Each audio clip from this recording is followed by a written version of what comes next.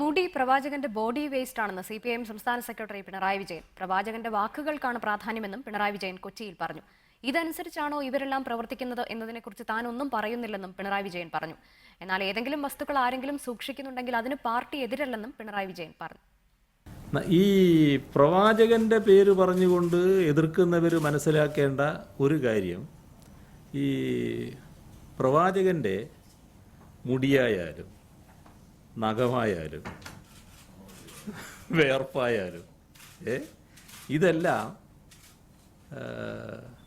Body വേസ്റ്റാണല്ലോ. അപ്പോൾ ആ body വേസ്റ്റിനെ പറ്റി ബോഡി വേസ്റ്റായിട്ടേ കാണാൻ പറ്റൂ. പ്രവാചകനെ പറ്റി പറയുമ്പോൾ ആ ബോഡി വേസ്റ്റ് എടുത്തിട്ടല്ല പറയേണ്ടത്. പ്രവാചകൻ്റെ വാക്കുകൾക്കാണ് പ്രാധാന്യം. പ്രവാചകൻ്റെ വാക്കുകൾ അനുസരിക്കാനും നടപ്പിലാക്കാനുമാണ് സാധാരണഗതിയിൽ ശ്രദ്ധിക്കേണ്ടത്. അത് തന്നെയാണോ നടക്കുന്നത് അല്ലേ എന്നുള്ളതിലേക്കൊന്നും ഞാനിപ്പോൾ പോകുന്നില്ല.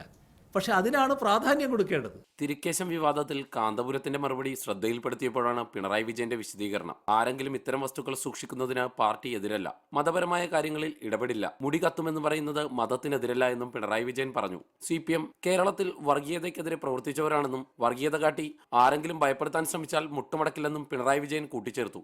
ഒരു വർഗീയതയുടെ മുന്നിലും ഞങ്ങൾ മുട്ടുമടക്കിയിട്ടുമില്ല. ഏതെങ്കിലും ഒരു കൂട്ടർ വർഗീയത കാണിച്ച് പിപ്പിടി കാട്ടിയാൽ മുട്ടു പറക്കുന്നവരുമല്ല ഞങ്ങൾ. UDF സർക്കാരിന്റെ ഭരണത്തിൽ ജനങ്ങൾക്ക് അമർഷമുണ്ടെന്നും UDFനെതിരെ വോട്ട് രേഖപ്പെടുത്താൻ കിട്ടിയ അവസരം പിറവത്തെ വോട്ടർമാർ ഉപയോഗിക്കണമെന്നും അദ്ദേഹം പറഞ്ഞു. റിപ്പോർട്ടർ, കൊച്ചി.